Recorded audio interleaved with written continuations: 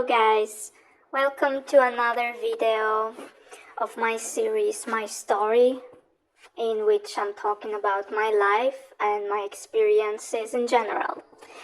In this one I'm gonna be talking a little bit about my life with multiple sclerosis and the happenings that were going on while I was also working at a horrible job for me at that moment, about which I talked more in the previous video. So, in one of the first videos I talked about being in a relationship, in a very toxic and unhealthy relationship. So I was still in that same relationship when I found out about multiple sclerosis. Of course, that guy was not very supportive. He was not even living in the same country as me at that point. So he didn't come to visit me or anything. Like, he was just very like, okay, big deal, like, what's the big deal? So no support from there. The whole supportive system for me was my mother. She was everything for me, like I probably mentioned in another one. And of course, I had my sister, her husband, for whom I was working, and my father. So yeah. About that relationship, it didn't go very well. We weren't getting along so well anymore. Like, just in the beginning of our relationship, it was seeming that it was okay, but after some time, it started just being really bad for me, really toxic. And I'm not gonna get into details, but I was not able to see the situation, unfortunately, and that's why I stayed for many years. But a few years later, a few years after I was diagnosed, I was already working for my sister's husband, and so thankfully I broke up with that guy. I was devastated because I still didn't realize how bad things were.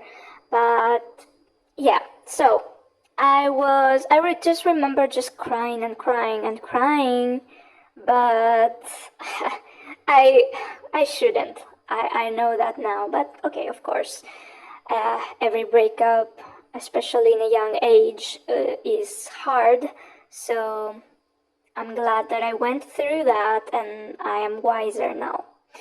But the bad situation, the horrible experience at work was just keep going. I remember I was crying about that too. So, like, I was crying about everything. So after that breakup, I decided that I need therapy. I started having therapy sessions with a therapist, but unfortunately it wasn't doing anything for me, but I thought it was. I was not able to understand what real therapy was, so I didn't get the help I needed. So the time went by, and I was in a very difficult situation, like working in a job that I don't enjoy, having problems with my sister and her husband because we were having the arguments about the work. So our relationship was not the way it could be, and I was feeling really pressured. I was feeling really bad. I was also feeling guilty because I was thinking like, come on, they are helping you and you feel like this, like you are ungrateful, you are this, you are that. Like I was mad about I was mad at myself.